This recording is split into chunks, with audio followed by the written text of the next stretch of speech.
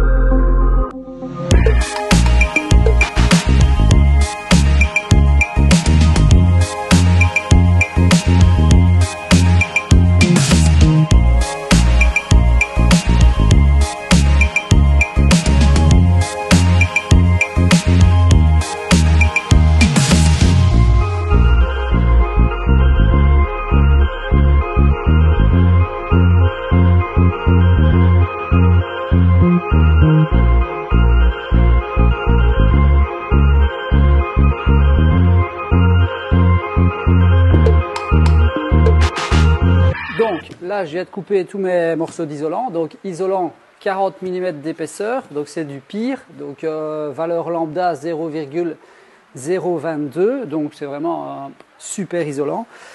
Maintenant, je vais répertorier tous les morceaux que je viens de couper. Je vais les assembler entre eux, coller avec une colle hybride polymère et en même temps des vis de 4 par 60. Hop, je vais les reprendre ici. Je vous montre tout ça. Et puis, une fois que cette boîte est assemblée, donc en isolant, je vais passer aux panneaux bois qui vont habiller cet ensemble. Allez, c'est parti!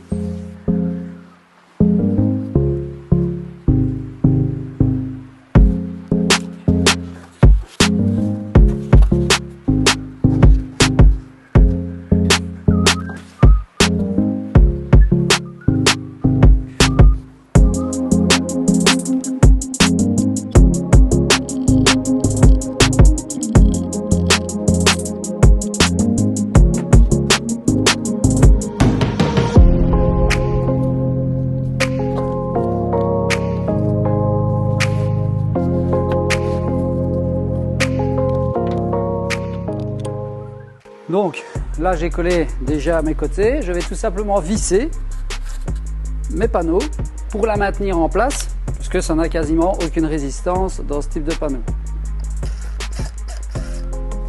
Je vérifie que je suis bien aligné, évidemment. Voilà.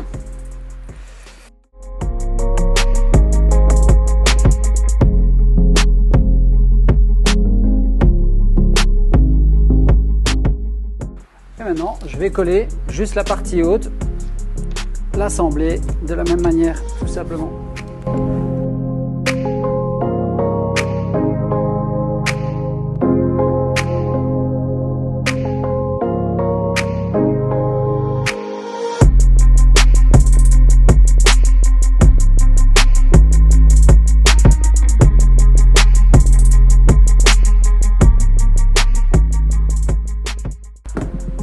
Voilà, donc mon fond est coupé à mesure de ma boîte sur l'arrière pour que ça soit parfaitement étanche et hermétique.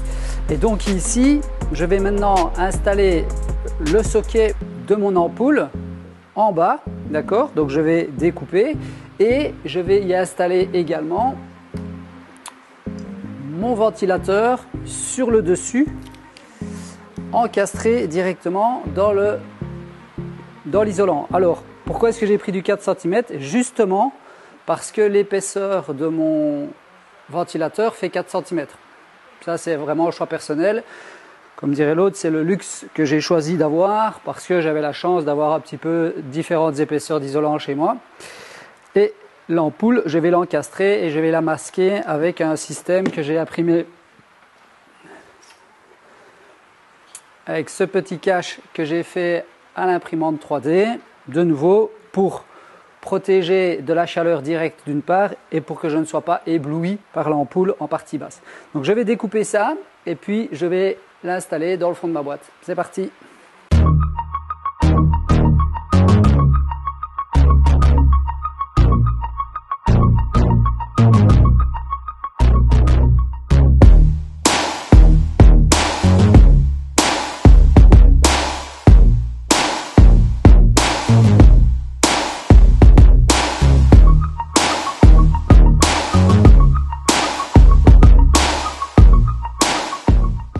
Ça, mon ventilateur est installé et je vais faire pareil en dessous pour mon socle d'ampoule.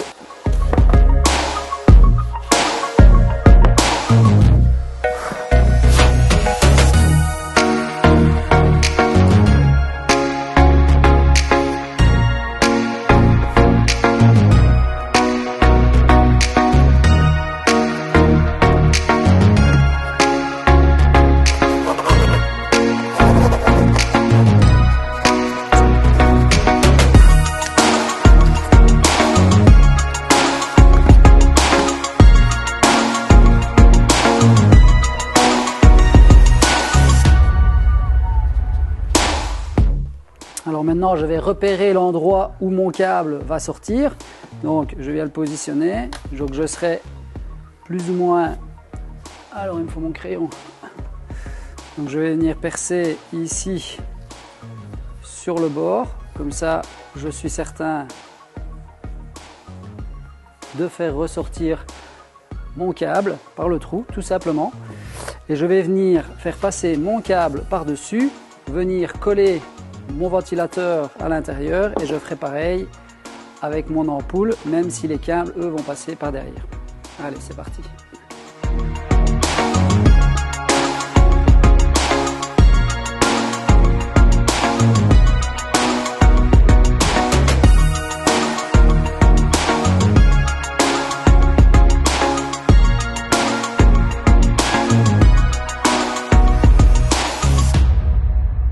Maintenant, je vais l'aligner à 2 cm du bord, le visser et je ferai le joint par l'intérieur.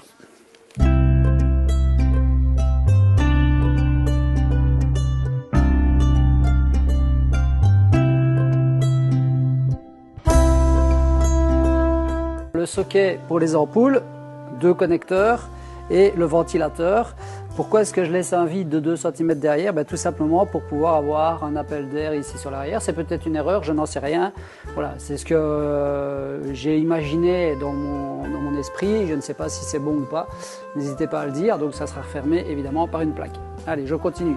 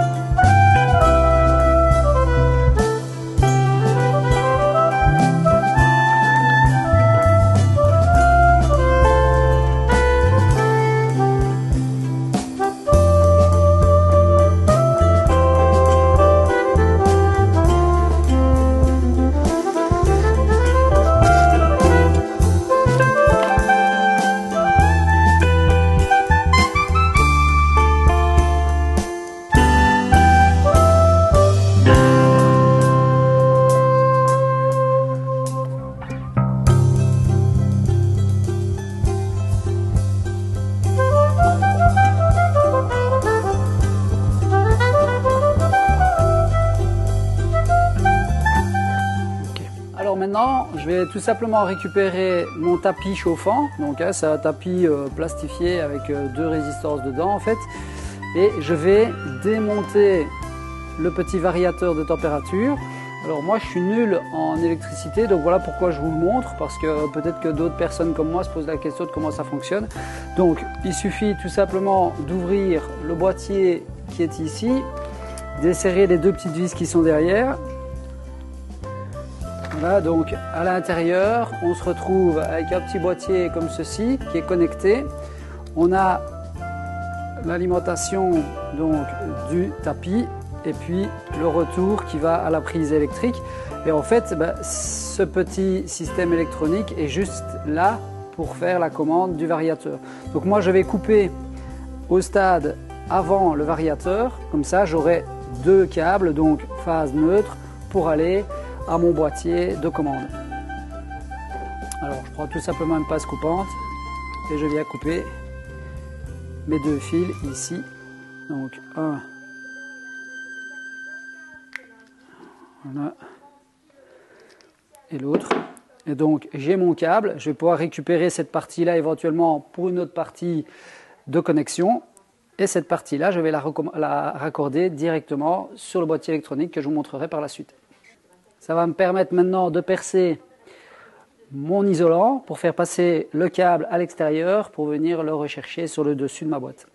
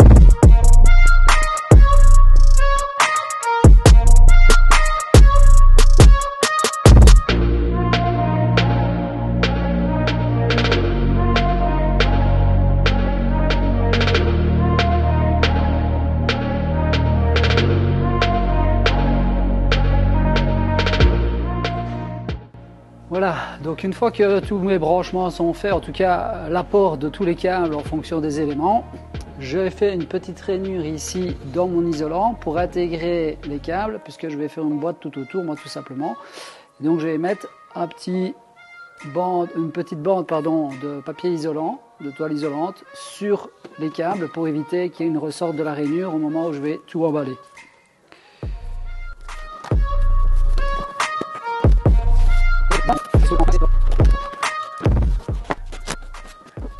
Donc, qu'est-ce que j'ai comme câble? Ici, ça c'est l'alimentation de ma prise électrique qui va venir donc sur le côté pour alimenter mon brumisateur. Le brumisateur va se trouver dans une petite boîte sur le côté, je vous montrerai par la suite. Ok? Donc le câble revient ici, donc par l'arrière et repasse par-dessus de la rainure. Ensuite, j'ai ce câble-ci qui est le tapis chauffant, d'accord? Ici, j'ai l'ampoule, ici, j'ai le ventilateur, et là, j'ai mes deux sondes, donc sonde de température et sonde de taux d'humidité. Voilà. Donc je vais habiller tout ça, finir l'habillage de cette boîte, et puis je vais pouvoir passer donc à la porte.